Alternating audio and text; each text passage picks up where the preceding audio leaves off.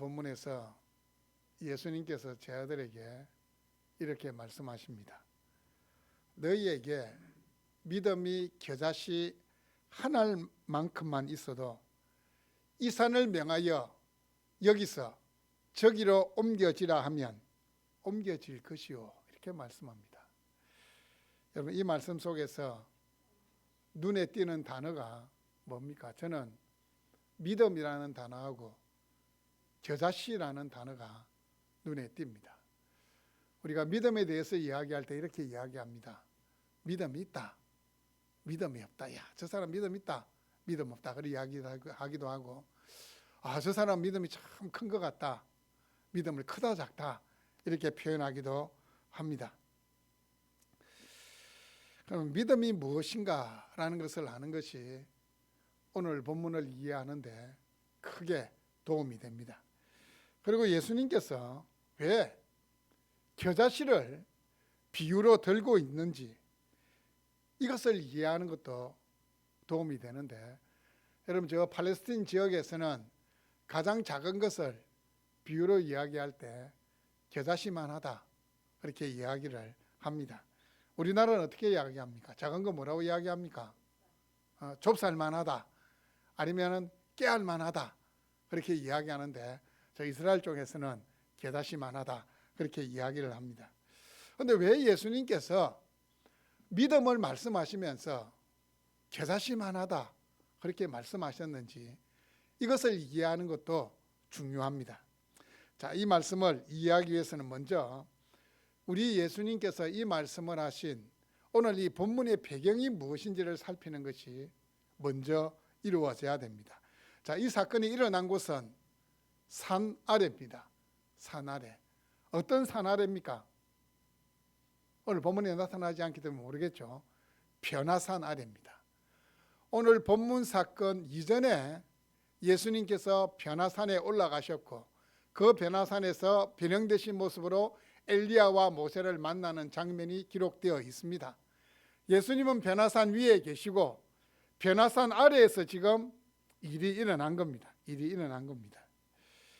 자, 오늘 이 본문의 사건은 광야 시대에 모세의 사건을 연상시킵니다. 모세가 시내산에 올라갔던 그 사건을 연상시키는 것이 바로 오늘 우리 예수님께서 변화산에 올라갔던 그 사건을 말하는 겁니다. 모세가 십계명을 받아서 시내산에서 내려왔을 때에 어떤 장면을 목격합니까? 어떤 장면을 목격해요? 예, 이스라엘 백성들이 금송아지를 만들어서 절하는 그 배교의 상황을 직면하게 됩니다.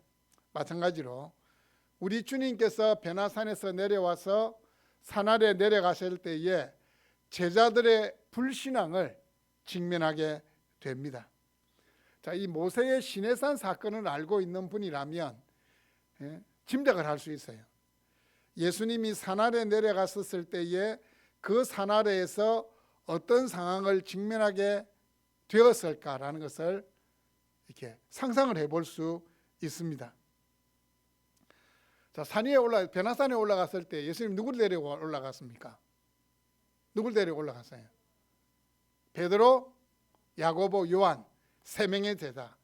이제 소위 말하면 12명 중에서도 가장 핵심적인 제자들을 그 세 명을 데리고 변화산에 올라갔고 지금 산 아래는 9명의 제자들이 남아있는 상태입니다. 그런데 이 9명의 제자들이 예수님께서 계시지 않는 동안 이 귀신 들린 아이를 한 아버지가 데려왔는데 이 귀신 들린 아이를 고쳐달라고 했는데 고쳐주지 못하는 일이 발생하게 됩니다. 쩔쩔쩔 헤매고 있는 상황입니다. 산 위에 있었던 상황과는 너무나도 대조적입니다. 산 위에는 주님이 이 거룩한 몸으로 영광스러운 몸으로 변형되셔가지고 베드로가 여기가 조사오니 그 엄청난 모습을 목격하거든. 여기가 조사오니 초막셋을 지어서 우리 여기서 삽시다. 그 영광스러운 일이 일어나고 있는데 그 시간에 지금 산 아래에서는 9명의 제자가 귀신 들린 아이 한 명을 고쳐주지를 못해서 지금 막 쩔쩔매고 지금 이제 웃음거리가 되고 있는 상황입니다. 오늘 말씀은 이 두 부분으로 나누어질 수 있습니다. 첫 번째 부분은 귀신 들린 아이를 고쳐주신 이야기이고, 두 번째 부분은 믿음에 관한 대화입니다. 귀신 들린 아이를 고쳐준 다음에 자연스럽게 믿음으로 대화가 이어지고 있습니다. 자, 오늘 말씀은 우리가 이제 마태복음을 읽었지만 마가복음에도 기록되어 있고 누가복음에도 기록되어 있습니다. 소위 말하는 공관복음, 거의 동시대에 같은 사건을 경험했던 사람들이 기록했던 그 성경에 똑같이 기록되어 있다는 겁니다. 이 같은 사건이 마태복음, 마가복음, 누가복음에 기록되어 있다는 것은 무엇을 말씀합니까? 그만큼 중요하고 영적인 의미가 있기 때문에 이 세 기자가 공통적으로 이 말씀을 기록하고 있는 겁니다. 근데 마가복음을 보시면 이 상황을 보다 상세하게 기록하고 있습니다. 변화산 아래에 남아있던 제자들이 귀신 들린 아이를 고쳐주지 못하자 소란이 일어났습니다. 마가복음 9장 14절은 당시 상황을 이렇게 묘사하고 있습니다. 이에 그들이 제자들에게 와서 보니 큰 무리가 그들을 둘러싸고 서기관들이 그들과 더불어 변론하고 있더라. 변론한다 이렇게 좋게 표현했지만 변론하는 게 아니에요. 서기관들이 뭐하고 있겠습니까? 막 손가락질하면서 조롱하고 있는 겁니다. 조롱하고 있는 거예요. 예수님의 제자라는 사람이 어떻게 귀신 들린 아이 9명이나 되면서 이 빙 둘러싸가지고 막 뭐라고 했는데 이 귀신 들린 아이를 제대로 고쳐주지 못하고 있냐, 조롱하고 있는 거예요. 또 서기관들이 언급된다는, 서기관들은 말씀을 너무나도 잘 아는 사람이에요. 하나님의 말씀을 너무나도 잘 알고 있기 때문에 이 서기관들이 나섰다는 것은 예수님을 책잡을 기회를 얻었다는 거예요. 여러분, 부모에게 있어서 자신의 몸이 아픈 것보다 누구 몸이 아픈 게 더 가슴이 아픕니까? 아이들 키울 때, 자식이 아플 때 가슴이 아픕니다. 차라리 내가 대신 아파줬으면 하는 생각이 듭니다. 지금 우리 큰아들이 얼굴이 미끈하지만 4살 때 진짜 머리하고 발바닥 빼놓고 온 얼굴에 아토피 피부염이 생겼어요. 아토피 피부염이 생기는데, 아토피 피부염은 솔직히 이건 약이 없어요. 고칠 방법이 없는 거예요. 자기 몸에서 면역력이 회복돼 가지고 이걸 물리쳐야 되지. 그거 외에는 그 어떤 약을 먹거나 연고를 발라도 안 돼요. 그때를 이렇게 떠올려 보면서 이 말씀을 보니까 저는 이 아버지의 마음이 이해가 되는 거예요. 사랑하는 아들이 몹쓸 병에 걸려서 귀신이 들려가지고 물에도 쓰러지고 불에도 쓰러지고 팔짝을 일으키고 있는 그것을 보는 이 아버지의 마음이 느껴지는 겁니다. 저도 아들이 이렇게 아토피가 이게 있을 때에 내가 할 수 있는 게 있으면 무엇이든지 해서라도 아들을 꼭 고쳐줘야 되겠다, 그 생각을 했습니다. 오늘 본문을 보면 이 아버지가 예수님을 보자 어떻게 합니까? 달려와 가지고 무릎을 꿇습니다. 무릎을 꿇어요. 여러분, 예나 지금이나 무릎을 꿇는다는 것은 무엇을 이야기합니까? 도움을 구할 때 간절한 태도를, 당신이 아니면 안 됩니다 라는 그 마음을 보여주는 것이 무릎을 꿇는 겁니다. 지금 날 도와주지 않으면 내 인생 끝이 납니다 하면 어떻게 됩니까? 우리는 저절로 무릎을 들썩 꿇습니다. 내 인생 최대의 위기다 생각하면 우리는 사람 앞에도 그냥 무릎을 꿇습니다. 무릎을 꿇어요. 사랑하는 아들의 병을 고치기 위한 절박한 상황에서 나온 행동입니다. 주여, 내 아들을 불쌍히 여겨 주옵소서. 주여, 내 아들을 불쌍히 여겨 주옵소서.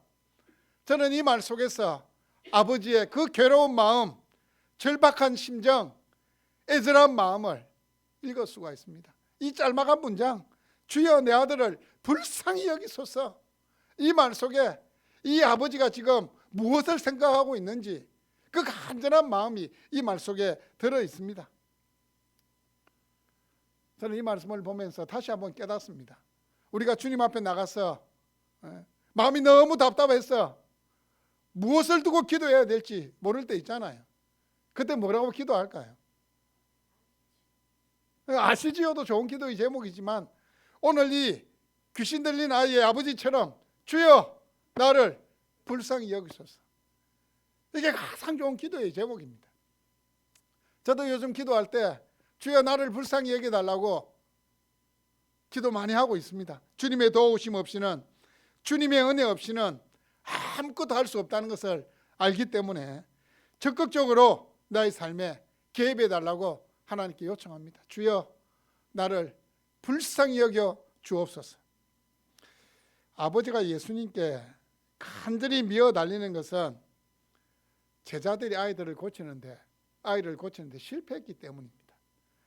마태복음 10장 1절을 보시면 예수님께서 12제자를 부르신 다음에 어떤 능력을 주셨는가 하면 더러운 귀신을 쫓아내며 모든 병과 모든 약한 것을 고치는 권능을 주셨다 그랬어요.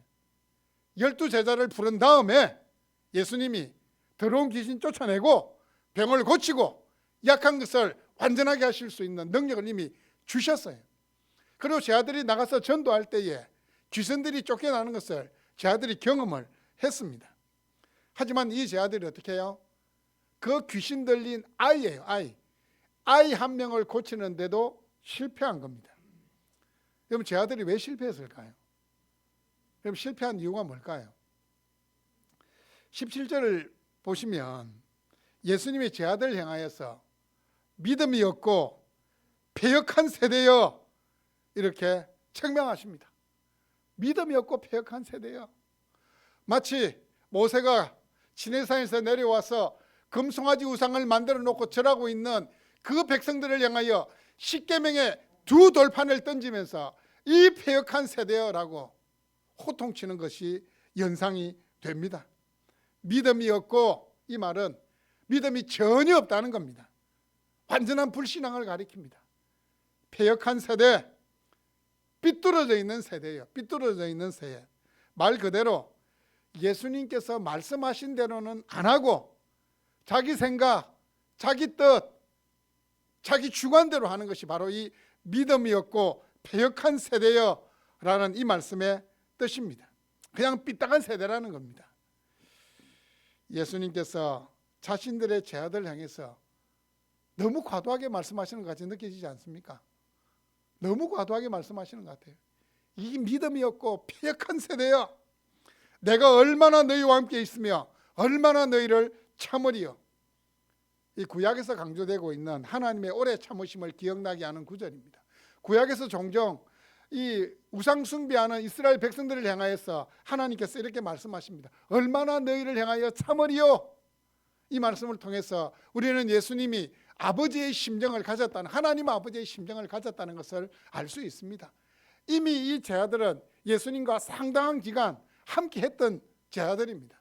예수님으로부터 말씀을 받았습니다. 예수님의 가르침을 집중적으로 받은 거예요. 집중적으로 받은 거예요. 여러분, 예수님의 제자들이 3년간 동행했는데 이 3년은 되지 않았습니다. 여러분, 이 3년이라는 세월이 짧은 세월인 것 같습니까? 3년이라는 세월이 예수님과 그냥 동고동락을 하는 겁니다. 동고동락을 하는 거예요. 여러분, 목사가 되기 위해서는 대학을 졸업하고 신학대학원 3년만 거치면, 그리고 이제 2년 강사 수련생활, 저는 3년 했지만 요즘부터 바뀌어서 2년이라고. 그게 목사가 돼요. 의사가 되는 것도 마찬가지입니다. 본과 예과 합쳐서 6년만 하면 졸업을 해요. 그러니까 학교 가는 시간, 수업 받는 시간이지만 그걸 치면 예수님과 그냥 3년간 함께 지낸 거예요. 함께 지낸 거예요. 그렇게 생각해 보면 예수님께서 이 제자들에게 호통치는 것이 저는 당연하다 생각이 됩니다. 얼마나 오랫동안 너희들과 함께 있으면서 내가 하나님 나라의 비밀을 깨우쳐 주었는데 그 결과가 이것이냐라고 예수님이 호통치고 있습니다. 일전에 귀신을 쫓아낸 경험을 가진 제자들이라 아마 자신만만하게 생각했을 겁니다. 그리고 상대는 누굽니까? 조그만 아이예요. 막 우락부락하게 생긴 이 남자가 막 예수님께서 거라사인에 갔을 때에 이 귀신 들린 군대 귀신 들린 남자 같으면 막 발작을 하고 막 쇠사슬에 매어놓은 쇠사슬 다 끊어보고 막 이러면 막 겁이 날 건데, 이게 조그마한 아이니까 이 새 아들 9명이 빙 둘러싸가지고 이 정도면 우리는 할 수 있다 그렇게 생각한 거예요. 이 정도면 우리 힘으로도 이 귀신 들린 아이를 고쳐줄 수 있다, 자만심에 빠진 겁니다. 우리도 그렇잖아요. 이미 내가 경험한 일이라면 우리 어떻게 합니까? 자신감을 가지잖아요. 자신감을 가져. 그리고 누가 내가 알고 있는 것이라면 사람들이 막 쩔쩔쩔 매고 있는데 나는 이미 알고 있어요. 저 해답을 알고 있어요. 그럼 마음속에 어떤 생각을 가집니까? 누가 나한테 안 물어보나? 누가 나한테 안 물어보나? 그럼 내가 이야기해 줄 건데, 이런 자신감이 있습니다. 하지만 여러분, 믿음의 영역이라는 것은 경험했다고 해서 다 되는 게 아닙니다. 믿음의 역사의 주체는 사람이 아니고 누굽니까? 하나님이시기 때문에 그래요. 어제 내가 병자를 고쳤다고 해서 오늘 또 고칠 수 있는 게 아니라는 겁니다. 제 아들은 자신들이 할 수 있다고 착각한 겁니다. 그 결과는 처참한 실패였습니다. 웃음거리가 된 겁니다. 조롱거리가 된 겁니다. 예수님은 절박한 아버지의 외침을 외면하지 않으시고 귀신 들린 아이를 고쳐줍니다. 오늘 보면 예수님께서 꾸짖으셨다, 그냥 한마디로 꾸짖으셨다 이렇게 말하고 있지만 마가복음 9장 25절 말씀을 보시면 꾸짖은 내용이 무엇인지를 말씀합니다. 말 못하고 못 듣는 귀신아, 내가 네게 명하노니 그 이야기에서 나오고 다시는 들어가지 말라, 예수님께서 말씀하십니다. 예수님께서 이렇게 말씀하시니까 그때로부터 나으니라 라고 말씀합니다. 예수님께서 명령하시자마자 치유의 은혜가 임하게 된 겁니다. 모든 상황이 정리가 됐습니다. 예수님 말 한마디로 모든 상황이 정리됐어요. 따지고 들던 서기관들, 조롱하던 사람들의 입도 꾹 닫혀져 버렸습니다. 제 아들이 기가 푹 죽었습니다. 기가 죽었어요. 예수님 딱 한마디로 고치니까 얼마나 기가 죽겠어요. 그래서 이 상황이 정리되고 사람들이 없을 때, 조용하게 됐을 때 제 아들이 예수님께 묻습니다. 예수님, 우리가 저 아이를 고쳐주지 못한 이유가 뭡니까? 도무지 이 9명은 이해가 되지 않는 겁니다. 자기들이 얼마 전까지 전도하러 갔을 때는 막 그냥 귀신들이 막 쫓겨나는 것을 막 경험했는데 이 조그마한 아이 하나를 고치지 못하니까 이 자신들의 실패를 납득할 수 없었던 겁니다. 예수님께서 말씀하십니다. 너희 믿음이 적은 까닭이라. 진실로 너희에게 이르노니 만일 너희에게 믿음이 겨자씨 한 알만큼만 있어도 이 산을 명하여 여기서 저기로 옮겨지라 하여도 옮겨질 것이요 또 너희가 못할 것이 없으리라. 자, 그렇다면 예수님께서 말씀하고 계신 이 믿음이라는 것이 무엇일까요? 믿음이라는 게 뭘까요? 자, 먼저 믿음에는 대상이 있어요. 대상. 누구를 믿느냐? 믿음의 대상이 있어야 돼요. 여러분이 믿는 믿음의 대상은 누굽니까? 천지를 창조하시고 지금도 자신의 계획대로 운행하시는 하나님이 우리의 신앙의 대상입니다. 자, 그리고 믿음은 그 신앙의 대상이 하신 일, 그리고 하신 말씀, 그래서 우리는 약속이라고 합니다. 그것을 받아들이고 신뢰하는 것이 믿음입니다. 믿음의 대상이 있으면 믿음의 내용이 있어야 되잖아요. 우리는 하나님이 하신 일을 받아들이는 거예요. 신뢰하는 거예요. 또 하나님이 하신 약속, 말씀을 받아들이고 신뢰하는 겁니다. 그런데 중요한 것은 하나님이 믿어지게 하고 하나님이 하신 일, 하나님이 하신 말씀, 이 믿어지게 하는 것은 누가 하시는 겁니까? 하나님이 하시는 거예요. 이게 믿어지는 것이 하나님의 은혜입니다. 사람이 아무리 믿고 싶다 체면을 걸고 주문을 외워도 믿어지지가 않는 겁니다. 어떤 목사님이 그런 이야기를 했어요. 자신이 대학 다닐 때에 자기 대학에 유명한 철학 교수가 있었답니다.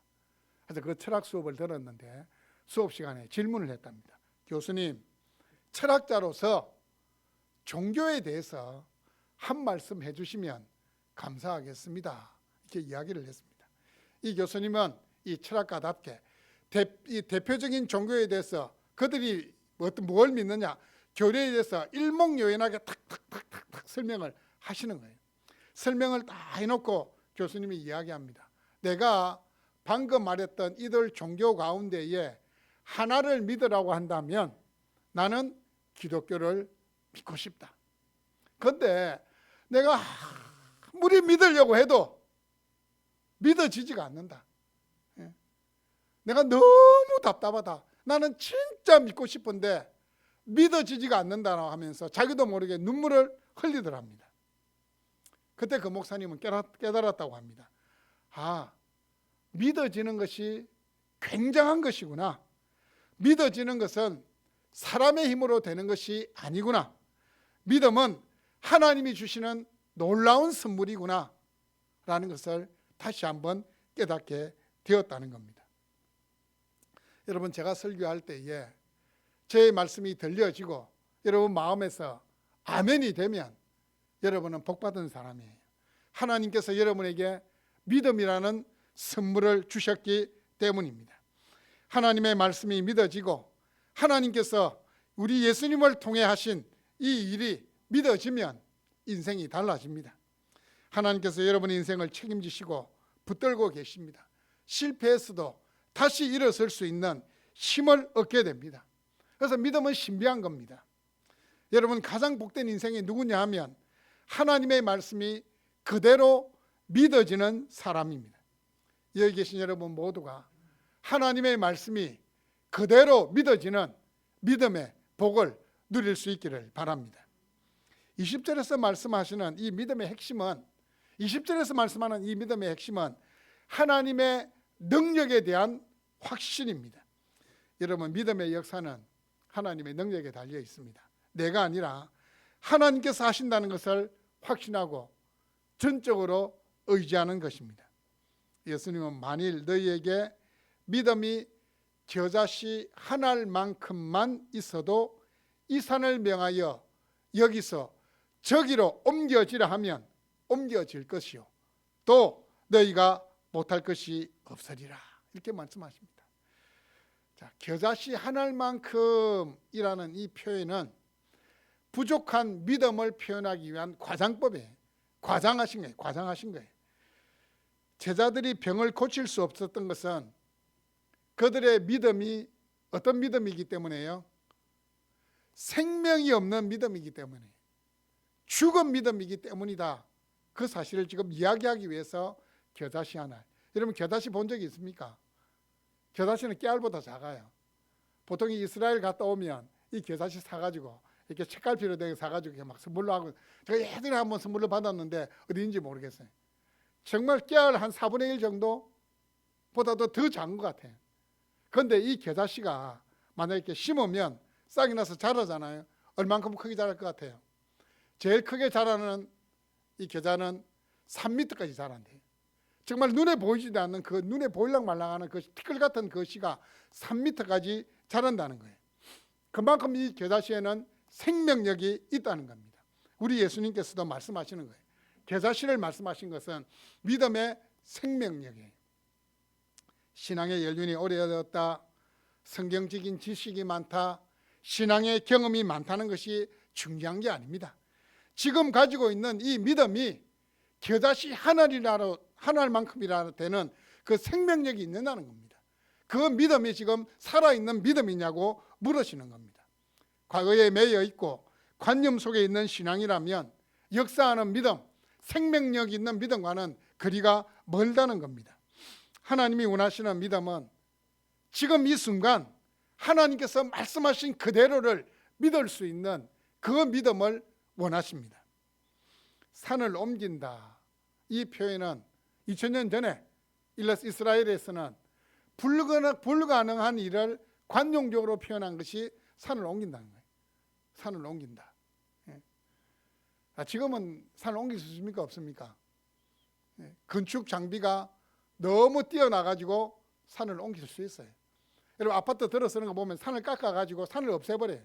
그래 아파트가 들어서요. 산을 옮길 수 있는데 2000년 전에는 사람들이 생각할 때 도무지 불가능한 일은 산을 옮기는 거예요. 산을 옮기는 거예요. 상상할 수도 없는 일입니다. 사람은 할 수 없어도 하지만 하나님은 하십니다. 하나님만이 하실 수 있다는 것을 이야기하기 위해서 산을 옮기는 것을 예수님이 말씀하시는 거예요. 여러분, 믿음은 크기나 양이 아닙니다. 아무리 많은 교인이 모였다 하더라도 그들이 가지고 있는 그 믿음의 순전도가 80%밖에 안 된다면 어떻게 되겠습니까? 수천 명이 모여도 100% 하나님의 말씀을 신뢰하는 한 명이 있는 것보다도 못하다는 겁니다. 역사가 일어나지 않는다는 겁니다. 마치 군에서 들었던 이야기하고 마찬가지입니다. 여러분, 상병 100명이 있어도 병장 한 명을 당할 수 있겠습니까? 못 당합니까? 제가 있을 군대만 하더라도 상병 100명이 있어도 병장 한 명이 힘이 센 겁니다. 병장 말 한마디에 다 움직이는 거예요. 마찬가지예요. 80% 믿음을 가진 수만 명이 모여도 100% 순전한 믿음을 가진 한 명보다 못하다는 겁니다. 그 한 명이 역사를 일으킨다는 겁니다.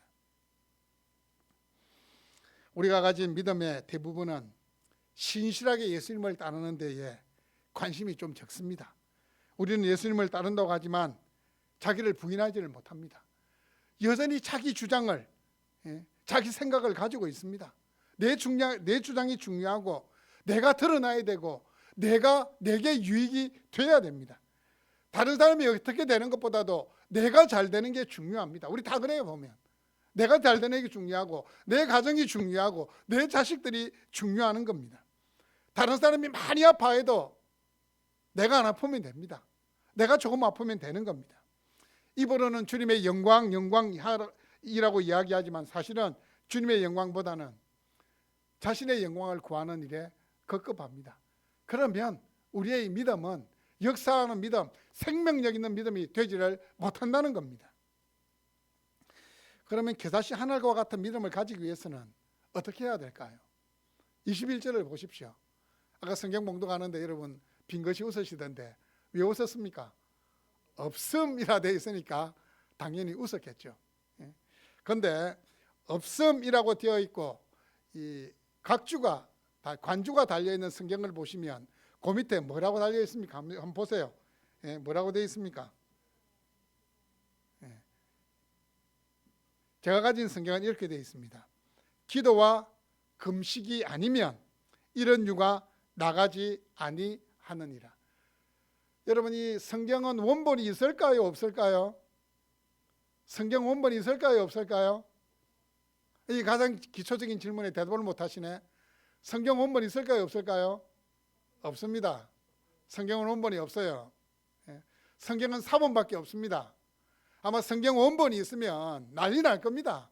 사람들 거기 가가지고 막 만져보고 막 뭔가 신성한 것 같아가 막 빌고 난리를 칠 겁니다. 하나님 그걸 알고는 성경 원본 없어요. 법궤도 지금 남아 있으면 난리를 칠 겁니다. 법궤가 있으면은 법궤도 없어요.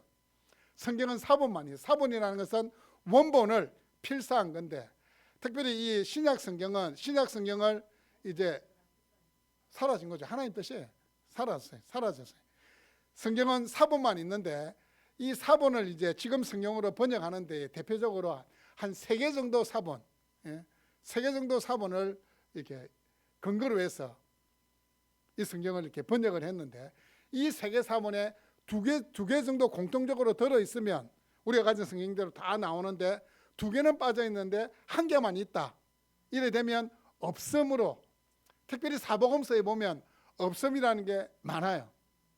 그래서 공이 3개 사본에 다 나와야 돼. 안 나오기 때문에 없음이라고 표현했는데, 어떤 사본에는 기도와 금식이 아니면 이런 유가 나가지 아니하느니라 라고 말씀하고 있어요. 제가 생각할 때는 이 21절의 말씀이 있어야 오늘 이 말씀이 결론이 지어지는 거예요. 믿음이 없는 세대라고 주님께서 말씀하신 다음에 그 처방력이 뭐냐는 거예요. 해결책이 뭐냐는 거예요. 그게 바로 기도와 금식이라고 말씀하고 있습니다.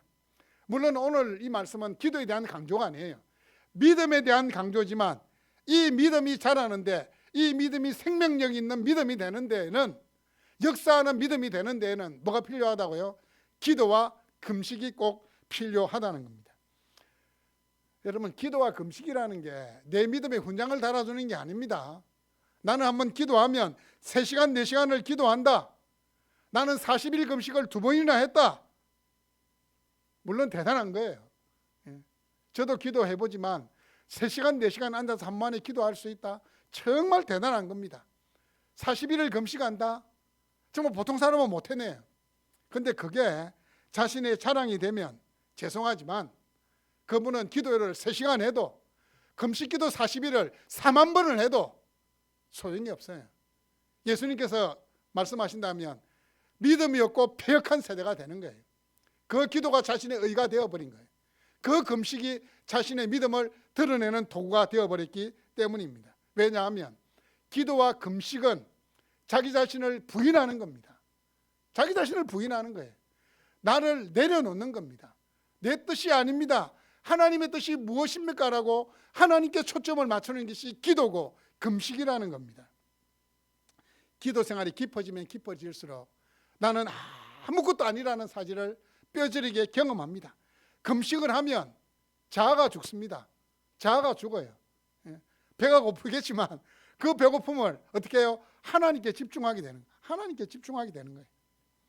그리고 하나님의 뜻에 맞추어 살고 싶다는 거룩한 욕망이 생겨야 그게 바르게 금식하는 겁니다. 이 설교를 준비하면서 저 자신을 한번 돌아봤습니다. 저 자신을 돌아보니까 저도 아직 멀었습니다. 아직 멀었어요. 기도와 금식이 더 필요한 믿음이 없고 패역한 세대입니다. 주님은 계속해서 저를 더 깊은 기도의 자리로 부르시는데 저는 한 발만 이렇게 딱 걸쳐놓고 지금 재고 있는 것 같아요. 제 모습이 지금. 주님은 전적으로 기도로 들어오라고 말씀하시는데도 한 발 걸쳐놓고 있는 모습이 저의 모습인 것처럼 느껴졌습니다. 믿음이 없고 패역한 세대라는 이 말씀이 저를 향한 말씀으로 들려졌습니다. 겨자씨 한 알만큼만 있어도 라는 이 말씀은 제가 들어야 될 말씀이에요. 겨자씨 한 알만큼만 있어도 진짜 제가 들어야 될 말씀입니다. 생명력 있는 믿음, 염려와 두려움이 없는 믿음, 내가 하는 것이 아니라 하나님이 하신다는 순도 100%의 믿음이 필요한 제가 들어야 될 말씀이에요. 겨자씨 한 알만큼만 있어도. 그래서 저는 기도의 자리에서 이렇게 간구할 겁니다. 주여 나를 불쌍히 여겨 주옵소서. 사랑하는 여러분, 주님이 원하시는 것은 신앙의 연륜, 신앙의 경험이 아닙니다. 하나님이 역사의 주인 되심을 믿고 그 하나님께 자신을 맡길 수 있는 순전한 믿음을 원합니다. 그 믿음이 바로 겨자씨 한 알만큼의 생명력 있는 믿음입니다. 역사하는 믿음이요 세상을 변화시키는 믿음입니다. 사랑하는 여러분, 이 믿음을 위해서 주님 앞에서 주여 나를 불쌍히 여겨 주옵소서, 주여 공고한 내 상황을 돌아봐 주옵소서, 주여 은혜를 베풀어 주옵소서라고 기도할 수 있는 여러분 될 수 있기를 주님의 이름으로 축복합니다.